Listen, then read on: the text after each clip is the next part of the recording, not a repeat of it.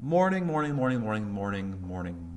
Happy Thursday. And sorry for the pirate eye right now. I am horribly allergic to all the pollen in the air up where I live.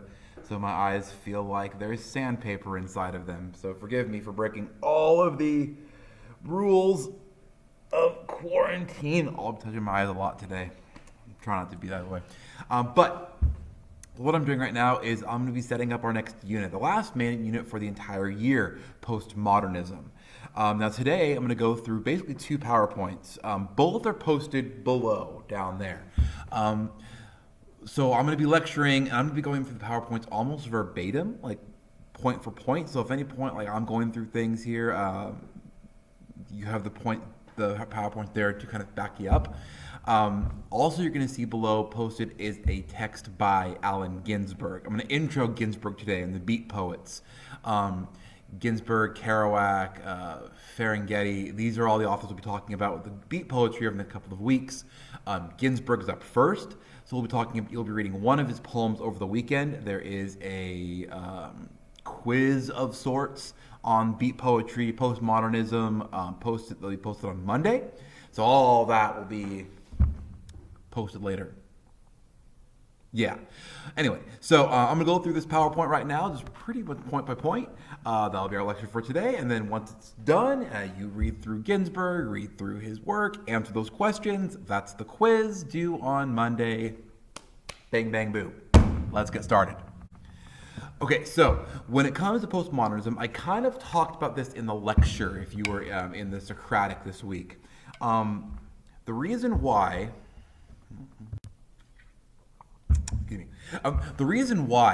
postmodernism takes root is the fact that, of texts like Hiroshima, where you had a world after the war, bombs being dropped, people being killed all over the place. One of the biggest tragedies of the past, heck with it, I'll say human history, was World War II.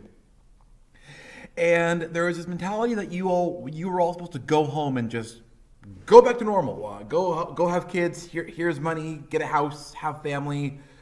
Call it a day. And for a lot of people, that was just not going to happen. Too much normal had been broken. So when it came time to literature, we see this big break. And like with Hiroshima is the kind of the proto example of this. Whereas I'm going to tell you a story that is not about America, but America is involved indirectly. I'm going to let you assess about it. The fact that, like with Hersey, he gives us no impression on what we're supposed to feel about Hiroshima. He doesn't give his bias. He goes, I want you to figure this out, reader. That's a very postmodernist technique. So a lot of the authors that come after Hersey mimic that style. So when it comes to postmodernism, it means a few different things. First of all, the core mentality of postmodernism is the idea of play, where the text is a vessel for you to have fun with it. So there are no established rules. So they're every unit we've had so far, there have been norms. Like a realist, like a transcendentalist, has to be about nature. It has to involve the spiritual. It has to be about personal knowledge and personal growth as opposed to others. These are all norms. For a postmodernist, it's whatever norm you want to do that. Break it, mold it, flip it around, turn around on its head, throw it out the window, bring it back in through a different window. It's all about play. And that involves other voices, other ideas, other characters, other concepts. Having texts with no main character or no plot or no narrative technique. Having each chapter of a book be a different character. James Joyce wrote a book called Dubliners, which was all about the city of Dublin. Dublin was the main character. How can a city be a main character? Because each chapter was about Dublin, viewed through the perspective of a small child, an old couple, a newlywed, a minister, a prostitute. Each chapter was a different facet of the city. So there's different voices, first person limited, omniscient, all this thrown together in one book. I love Joyce. I love reading James Joyce. Dubliners is a really good book of short stories, but each short story is so incredibly different. And that's a postmodernist technique. It's like, I'm going to play with narrative in the book. Each chapter in the book will be a different style. That's never going to happen before this. It would be like no, the book is going to progress logically, but no more. So when it comes time to talk about what does postmodernism mean, we're actually going to be looking at different camps of postmodernism. There's the East Coast school with New York. There's West Coast with the San Francisco Renaissance. Not to be particularly biased, but we're going to do a lot of work with the San Francisco Renaissance because, well, it is just north of here. A lot of the postmodernist writers were very well acquainted with Santa Cruz. I'll talk about that when we get to Ginsberg a little bit, but they were all familiar with Berkeley, Oakland, San Francisco, Monterey, Santa Cruz, like all these authors. This was their stomping ground. So a little bit of bias here, but we are going to talk about them a little more than the New York School. But we are going to talk about New York School as well. Next week, we have the Black Mountain Poets. We have magical realism. We'll be talking about magical realism from Latin America in about a month from now, so towards the end of May. Magical realism is so crazy. It is such a bizarre style of text. I love it, but it's like high fantasy mixed with realism. So imagine like Thoreau and Emerson with fairies and unicorns and magic. It's nuts. And then we're also going to talk about the theater of the absurd, which are plays that have a bunch of different structures to them. I'm not quite sure which theater of the absurd I'm going to talk about, but an example of theater of the absurd would be Samuel Beckett's play Breath. Breath, breath. The entire play is a person comes out on stage and breathes for 40 minutes. That's it. The breath changes to show when they're happy, to when they're sad, to when they're sleeping, when they have a date, when they have their first kiss, and other things that involve romance that aren't appropriate to talk about in a classroom environment. But that's the play, just breathing for 40 minutes. And people paid to go see this. It's bizarre, but that's why it's called theater of the absurd. It is I'm going to do a play where all the action is told through breathing techniques. Sure. Why not? That's a thing people can do. But that's kind of what we're talking about when we get to the idea of postmodernism, is that exact concept. So when we get, also, let's kind of break down things more in depth here. So common motifs, common things. There are some commonalities we see. It's not all about like do whatever you want. It's not pure anarchy. There are some common tropes. One of the big ones is don't take things seriously. I said earlier that it involves play. A lot of it is treating serious events as humorous. Stories that should not be joked about prior to this were joked about, like war, divorce, alcoholism were treated lightly. Not to downplay them. I want to be very clear with this. We'll see with Ginsberg. Ginsberg, in his poem America, which we'll read next Monday for talking about on Tuesday and Wednesday, Ginsberg's America is pretty much about being depressed, culturally lost. He references being psychotic and going to therapy. None of that is funny. But he jokes with the concept, like my psychiatrist says, da, da, da, da. In fact, hold on, I'll even pull it up here 1 second. Yeah, had to pull it up there real quick. A line from America that jokes about therapy is, when I go to Chinatown, I get drunk, and my mind's made up to go there. That's always going to be trouble. You should have seen me reading Marx. Karl Marx. My psychoanalysis thinks I'm perfectly right to read Marx, but I will not say the Lord's Prayer.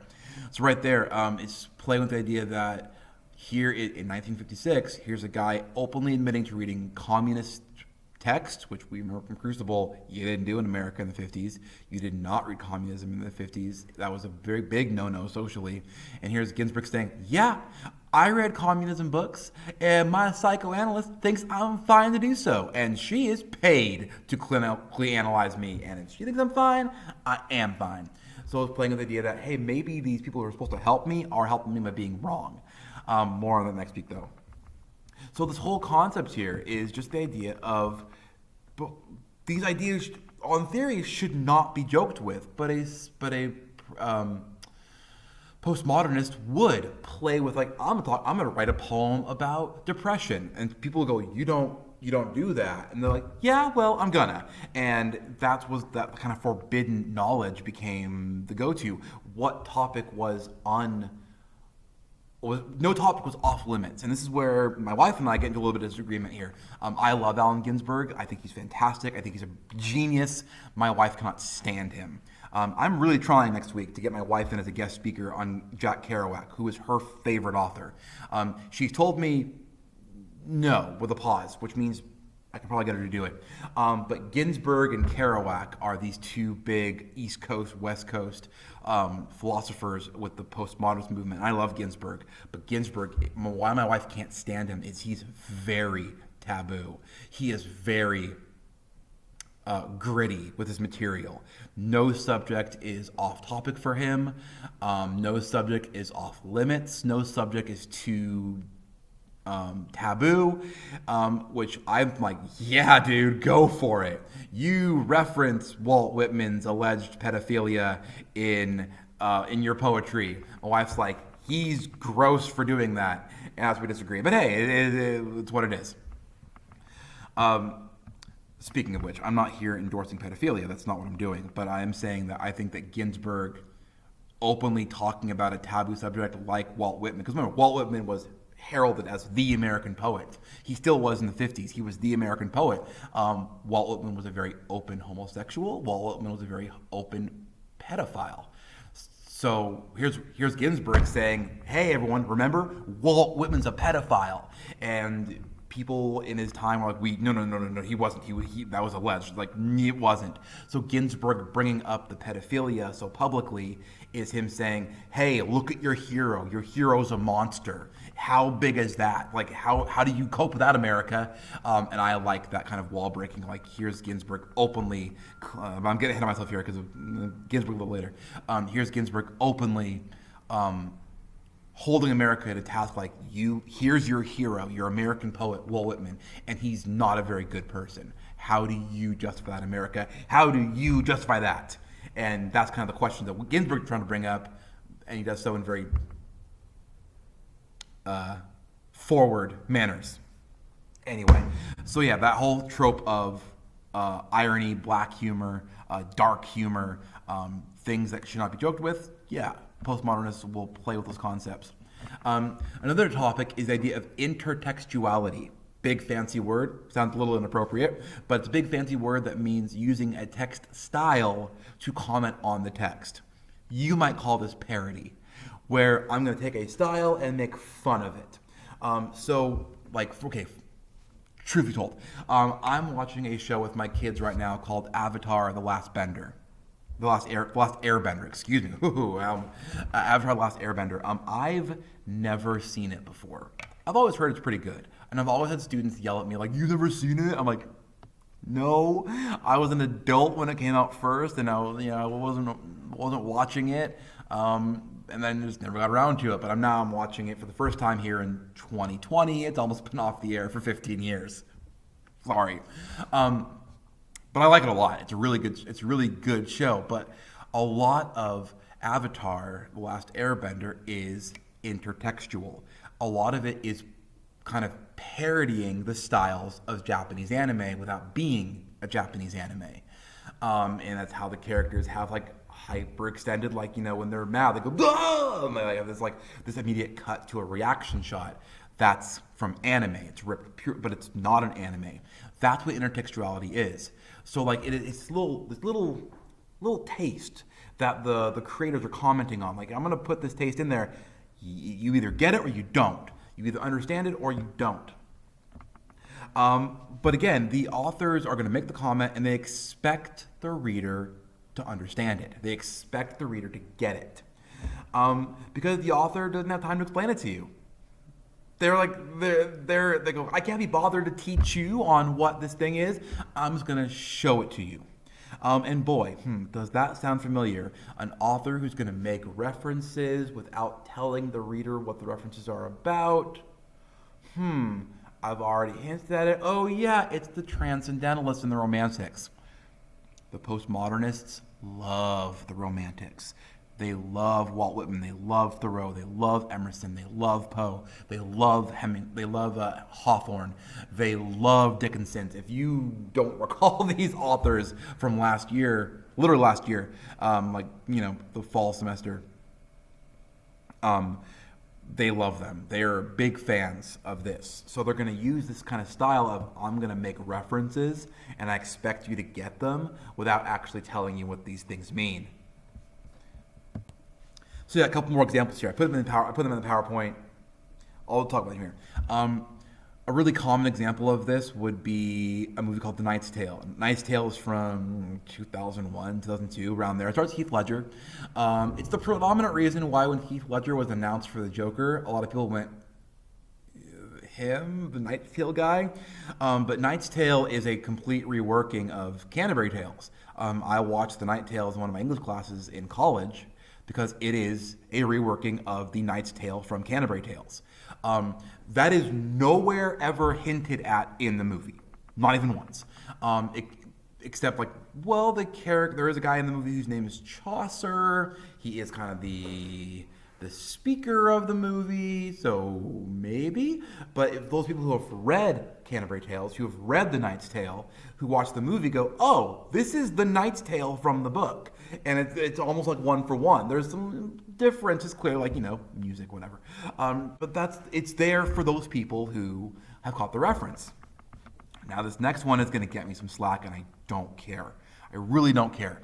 But yeah, I'm going to talk about Star Wars Last Jedi, a movie that I am an unabashed lover of. I love Star Wars Last Jedi. I have been a Star Wars fan for 30 years. I am a hardcore fan of Star Wars, and I love The Last Jedi. And a lot of people don't agree with me on that, and I don't care. If you don't care about Star Wars at all, you can skip ahead a little bit. You fast forward a little bit. I'll make a big stop here motion. If you want to be aware of that. But here's the thing. Why I love Star Wars Last Jedi is because of the scene I've posted in the PowerPoint, in the Google slide, whatever. Which is it's basically a rehashing of the samurai movie Rashomon. And when I saw this in the theaters, I went, that's Rashomon. That's amazing. I walked out and I'm like, that was a great movie. And other people around me were like, that sucked. It pissed on the Star Wars legacy. I'm like, no. But it's Rashomon. The movie is a reference to Rashomon. Because in Rashomon, Rashomon is a story of a robbery from a small town. And it's told through the perspective of 5 different people, where the different perspectives on what actually happened is then muddled. So, because this whole story is these 5 perspectives of what happened, but never the real story, just the perspectives. And Last Jedi is all about perspectives. It is did Luke believe that Ben Solo was going to be bad? Did he believe he was going to turn Sith? According to Luke's original story, it was, I had suspicions, I saw the signs, and then one day he lashed out at me. According to Ben Solo, though, it's much different. It is, I was attacked, I was sleeping in my room, all of a sudden Luke came in, he attacked me, he was crazy, he was throwing these accusations at me, I didn't know what to believe, so I defended myself and I fled. And then finally, we get Rey's Force-interpreted version of the story, which is kind of it might have been a hybrid, but we're still never told directly of what actually happened between Luke and Ben. We're led to these perspectives. That's Rashomon. And that, in a Star Wars movie, comparing one of the all-time great samurai movies, is just brilliant to me. I'm like, that's amazing, and I love it. But people who maybe have missed that connection just see it's bad storytelling. I heard a student a few years ago tell me that, like, oh, that's bad storytelling. It's like the narrative didn't line up. I go, it didn't line up on purpose because it's a perspective story.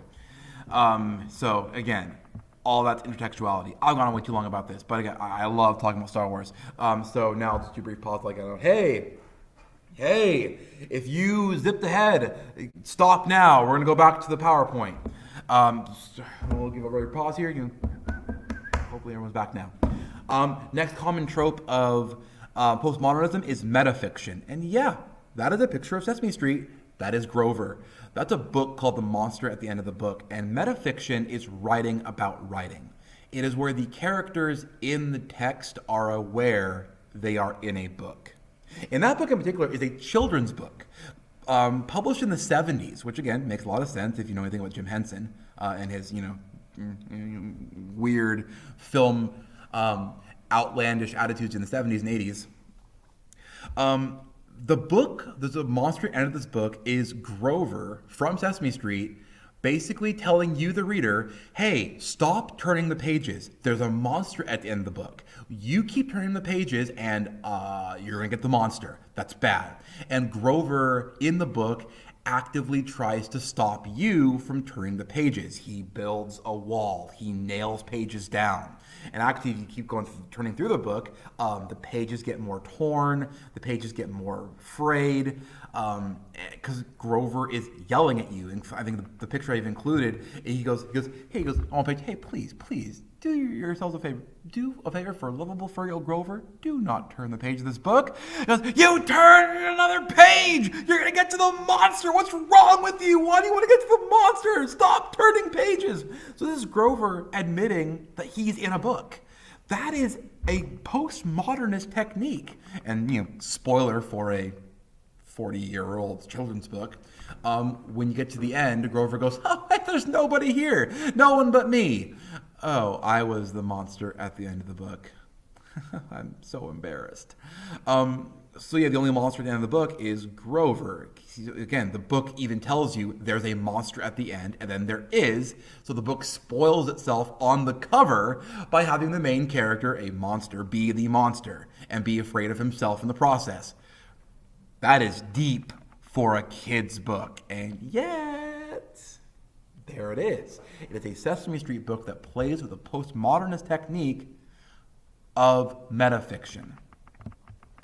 A brief note here about magical realism, because I am getting a bit long on the tooth here, but I can't help it. I love talking about this text so much. Magical realism, which is predominantly found in Central America, Latin American texts, which is all about the natural world mixed with the bizarre. If you took honors last year, you may have read a book called In the Time of the Butterflies. That is a magical realism text because it is a real story. It is a real story about what happened to the Mariposas.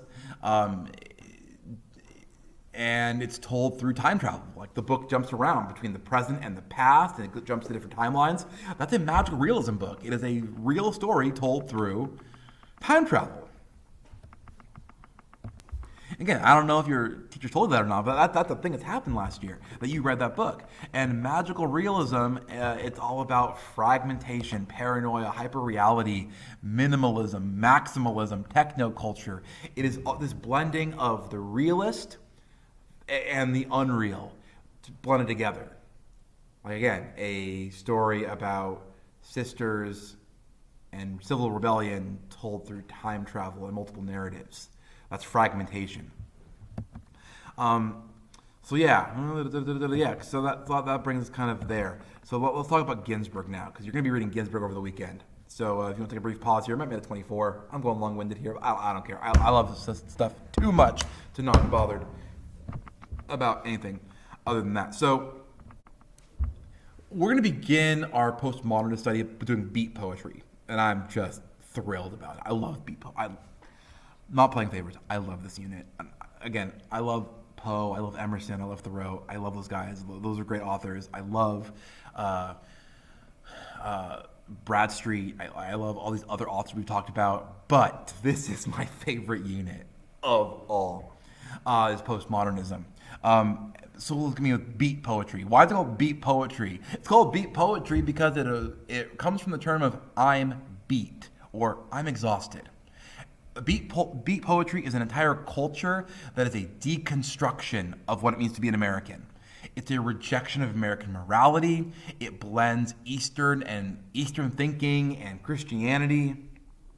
It is literally a mentality of, I am so tired of what the world is giving me. I need to find something else. It needs to be something new, bright, golden, something that I can appeal to that I just am not getting right now. And in a lot of mentalities here, is a rebellion of American sensationalism. It's a rejection of American ideals and moralities, and it's just so much fun to read. Think about with Gatsby. Like Gatsby is his whole book is questioning the whole idea of Americans in the 20s. Like, should we be doing this? It's not really so good. Postmodernist beat poets take it the next step. It's not the should we, it's we shouldn't be doing this. This is terrible. Whereas Gatsby lets the reader kind of go, oh, okay, well, I'll let you guys make a guess about it. This is more like reject it, move on. It's inspired by a lot of the past. Thoreau, Emerson, Whitman, Dickinson, Melville, Jazz, Langston Hughes is inspired a lot by the past, but with the moving past it to, we got to get something else. We got to get something new for us. And there's two core mentalities about it. Intellectualism and love. Remember I said there's two main camps. There's the New York School and the San Francisco Renaissance. These are going to look real familiar to you in a second. Because basically there's the beatniks and the hippies. New York is the beatniks. San Francisco Renaissance is the hippies. Talk to your parents or grandparents about what it was like in the Bay Area, San Francisco, Santa Cruz, in the 60s and 70s, and you'll get a good, or 50s and 60s, you'll get a good feel. We're talking about the hippies.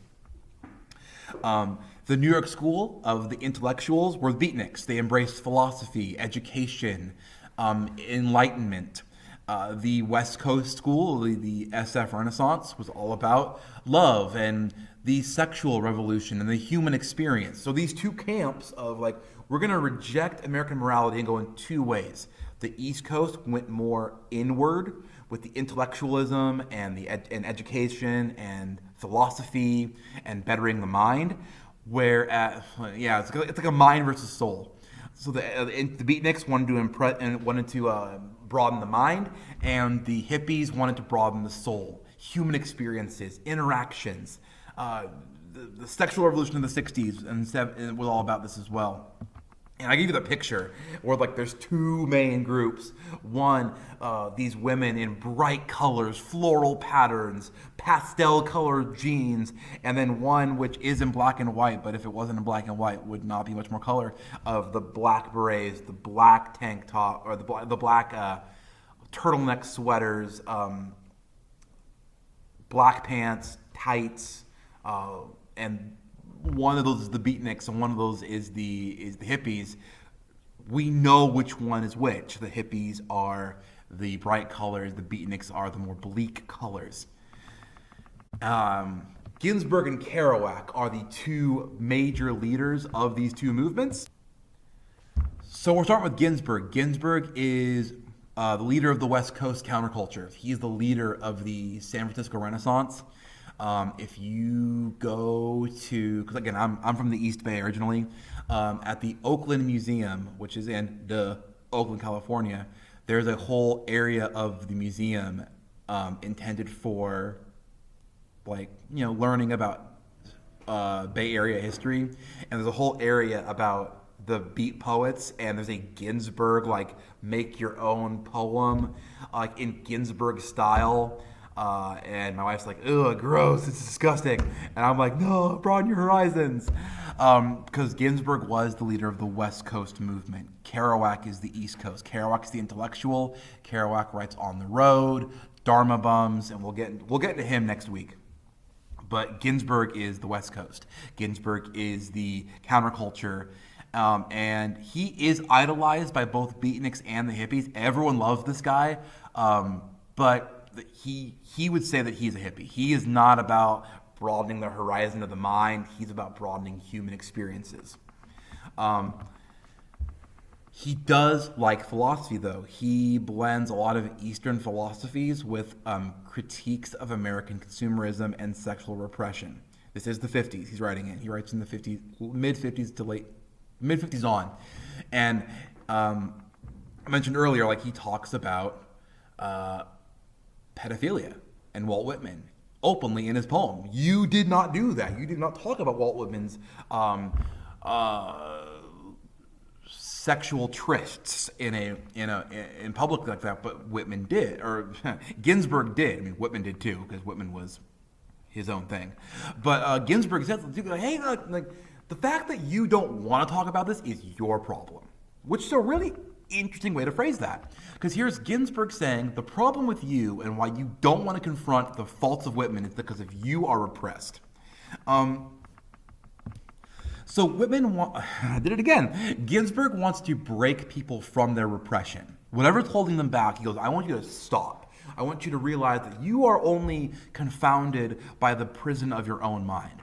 If you think I am not allowed to say this word, it's because there is some system keeping you from saying that word or that mentality. Or if you think that, remember, this is the 50s here. So Ginsberg's whole thing is like, if you are attracted to XYZ, go be with XYZ. Don't let society say, oh, I'm sorry, they're the wrong race or the wrong identity, that you can't be with them. Ginsberg thinks like, break down those norms. You need to be happy. You need to find yourself. So that's Ginsberg's whole thing. And we're going to see this in two poems. The first is his more accessible poem called A Supermarket in California. It's a supermarket in Berkeley, truthfully. If you go to Berkeley, California, it's not a Whole Foods, because of course it is. But there's a sign at a Whole Foods in Berkeley, like, this is where Ginsberg wrote Supermarket in California. So the whole thing with Ginsberg is he writes this poem, which is called A Supermarket in California, and basically it features America's favorite freak flag flyer of Walt Whitman. And he walks around this supermarket at night, looking around the room and looking around like all these different people and experiencing things and ideas and wonder. So what I want you to do for your homework is I want you to read this poem. Not very long, not very intense, and there's three questions I'm going to post online about it.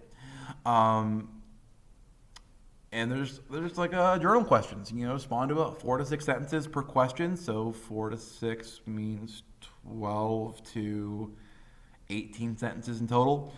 Basically, like, why do you think he would dedicate a poem to Walt Whitman? Like, why is Ginsberg dedicating this poem to Walt Whitman? Why a supermarket? Why this location? And why the Greek myths? What is he doing with these references? They're Greek myths that are hard to catch if you didn't know them already. So basically, it's a little bit of an assignment here, a little bit of really easy reading. Nothing wrong with it at all. So yeah, that's what I want you guys to talk about for this weekend. It's due on Monday. There is going to be a little bit of a quiz posted on Monday, although it's super easy. Doubling down on Ginsberg stuff. And then, pretty simple stuff. So that's all there is to it. Just read Ginsberg, read this text, answer the questions for Monday. Nothing to it. As always, if you have any questions for me about this text or anything else, really, go ahead and email me. Real simple. Yeah. Have a good one.